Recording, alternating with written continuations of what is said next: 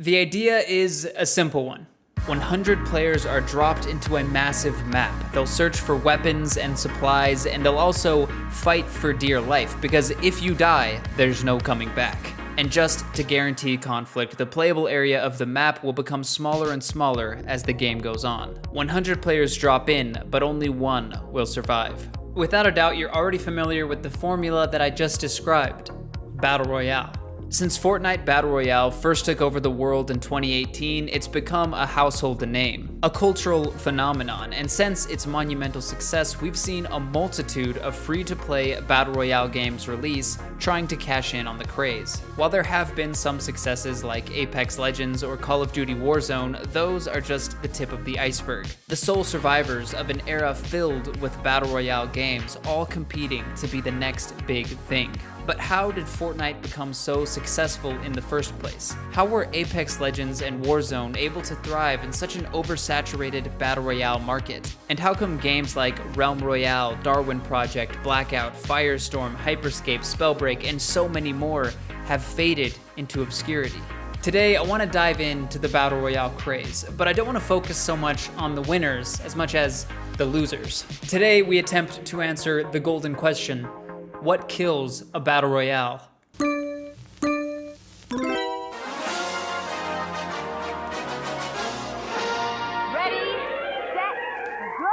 Real quick before we get started, I just want to say I love Battle Royale games, and I've been playing them ever since Fortnite was a thing. Even to this day, when I hear a new free-to-play Battle Royale hits the scene, I'll be psyched to download it and give it a try. I know a lot of people say that the genre is on its way out, but I tend to think that we're really just getting started with Battle Royale. The point is, not only do I love the genre, but I have a lot of experience with it. I've seen Battle Royale games rise to fame and fortune, and I've also seen some crash and burn, even the ones that I wanted so badly to be successful. And if at any point in this video I say that your favorite Battle Royale game is dead or past its prime, it's not meant to be an insult or anything. In fact, I have a lot of respect for people who stick by their favorite games even when they aren't so popular. Just because a game isn't the most popular game in the world doesn't necessarily mean it's a bad game, and we're going to talk more about that later on. But first, a little history lesson. Nick, what's the game called? It's called Fortnite. It's free. The term Battle Royale has almost become synonymous with free-to-play, and that's mainly because of the model pioneered by Fortnite. You see, before Fortnite, it was rare that you'd be able to download a polished AAA experience completely for free. And that's simply because games are expensive to make. It takes teams of experts writing code, animating models, recording audio, writing stories, designing gameplay, etc. But Fortnite found a way to give away the game for free by providing cosmetic in-game items for players to buy with real money. These items didn't affect the gameplay, so they weren't granting paying players an advantage over non-paying players, and the fun visual style of Fortnite made these items unique and something that the average player might actually consider buying. So the ticket to entry was completely free, but for players who wanted things like different character models or weapon skins, the in-game shop was open 24/7.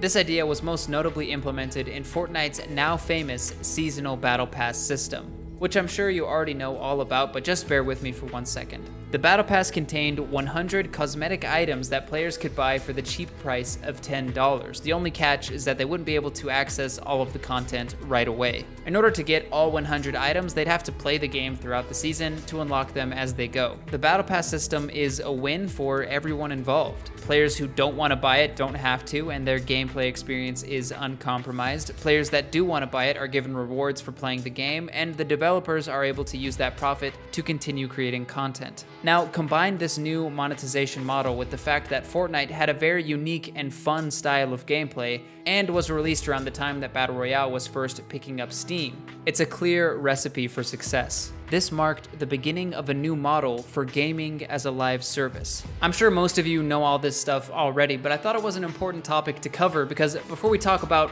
what kills a Battle Royale, we need to know what keeps one alive, and I think Fortnite is a great example of that. Where previously developers would release a game and then be done with it, maybe with the exception of a few DLC packs, now a game like Fortnite is ongoing. It's a living, breathing thing. It's kind of like the difference between a movie and a TV show. A game used to be like a movie where it would come out and you would experience it for a finite period of time and then it's over. But a TV show can run for multiple seasons across years and years. A TV show changes and evolves, and it's something that you experience over time, which is what keeps you coming back. And that's what Fortnite was able to do with their game. The seasonal model made the game an ongoing experience, which was exciting, and it helped build a community around the game. This is what helps bring a game to life, but as it turns out, it may not be as easy as it looks. And now we've arrived at the part of the video that I'm sure you all came for. What kills a battle royale? Now that we've established what creates a healthy, long-term successful battle royale, this question should hopefully be easier to answer. Although there are a million reasons why a new free-to-play battle royale can die, I think most of the time it'll fall under one of three categories. And notice that I said free-to-play battle royale, because in order to reach anything even close to Fortnite's popularity, a game would need to be free-to-play. If you don't believe me, then look no further than Call of Duty's first attempt at battle royale, Blackout. Blackout was a side mode that was available as a part of Black Ops 4. Although it was received very well by the player base, myself included, I freaking loved Blackout, the game could never truly take off because it was locked behind a $60 price tag. While I'm sure that wasn't a problem for most longtime Call of Duty fans, potential new players would be less likely to give it a shot since they had to drop that kind of cash on it. Why spend $60 on a new battle royale when you can keep playing Fortnite for free? So in a way, if a battle royale comes with a full $60 price, it's a non-starter. It might be fun, and it might even foster a large community of players, but it'll never conquer the world quite like Fortnite did. So with all the logistics out of the way, let's move on to our 3 battle royale killers. I'm gonna go ahead and start with the most obvious one just to get it out of the way: the gameplay. These live service games are trying to create an experience that'll keep you coming back not just for weeks or months, but years. Yes, they could update the map regularly, add awesome cosmetic items, and even give them away for free, but if the core gameplay doesn't keep the players having fun, then nothing else matters. I mean, just take a look at the 3 kings of Battle Royale. Fortnite introduced a building mechanic which still entertains players to this day. Apex Legends uses characters with unique abilities to keep every engagement feeling unique and fresh. And Warzone brought innovations like the Gulag, contracts, and loadouts to its version of Battle Royale. Of course, those are just a few examples of what those games did, but you get the point. The gameplay has to be innovative and dynamic. Now, you do have to note that creating innovative Battle Royale gameplay today is much harder than it was 3 years ago, just because of all the competition that exists now. But that doesn't change the fact of the matter. The gameplay is the foundation of the experience and is invariably important. And now for an example of what not to do, let's take Hyperscape. This is a battle royale published by Ubisoft that released on all platforms for free in 2020. There was a decent amount of hype surrounding this game's release. Of course, all the biggest content creators were being paid to stream it and make videos about it, but still, it looked interesting enough. Personally, I was actually pretty excited for it. So how come this game never took off? How come some of you out there haven't even heard of it up until now? Well, by my diagnosis, the gameplay, although fun, doesn't exactly give you anything new or fresh, or anything that you can't get elsewhere. The game is a futuristic, high-mobility, fast-paced BR, which I think there's a big market for nowadays. That's one of the reasons I was excited for the game. But a game like Apex Legends already does all of those things, but better.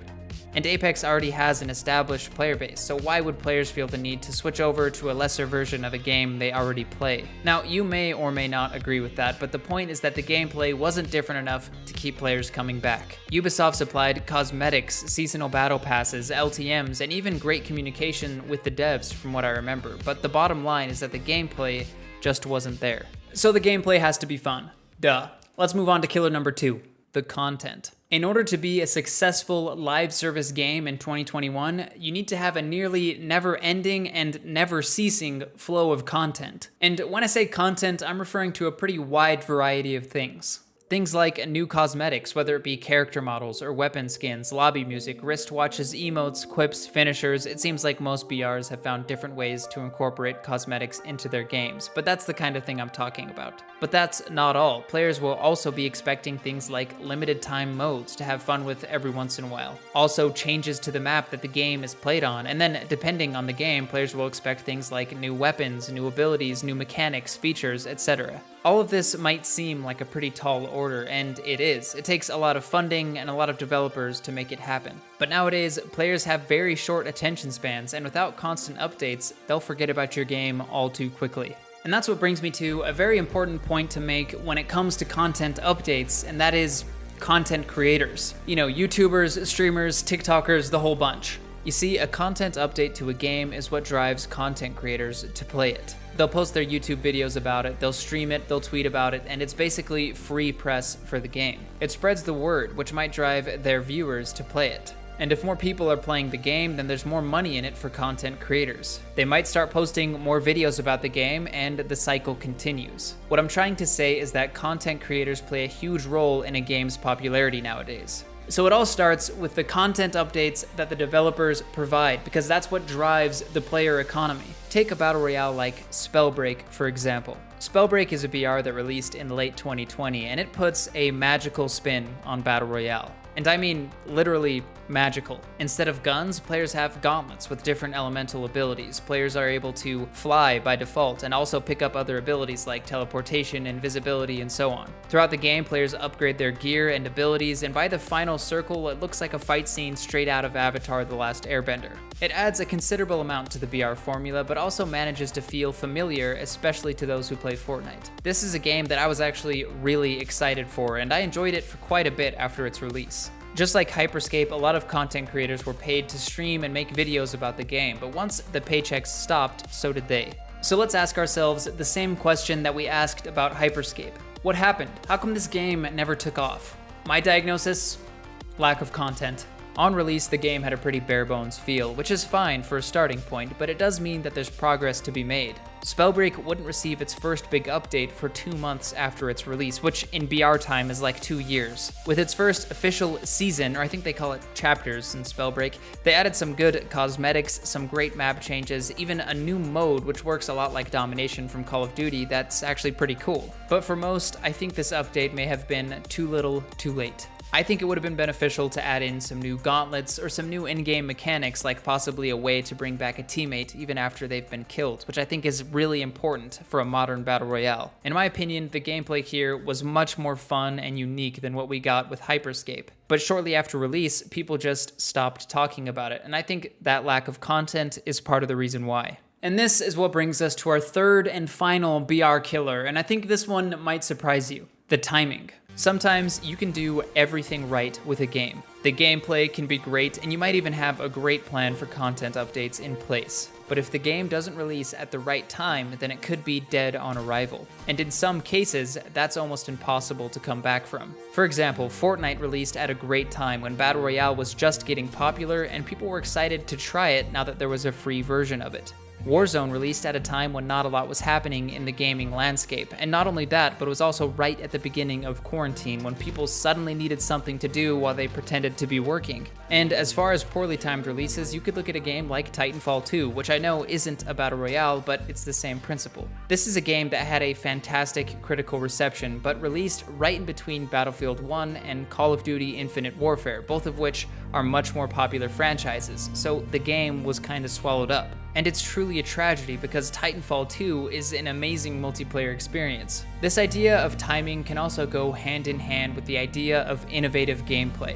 Imagine if Hyperscape had released before Apex Legends. It probably would have been more successful. Or imagine if Spellbreak had released before Fortnite. Again, it probably would have been more successful. So innovation is kind of a moving target. You need to make sure that your game is the first one to innovate.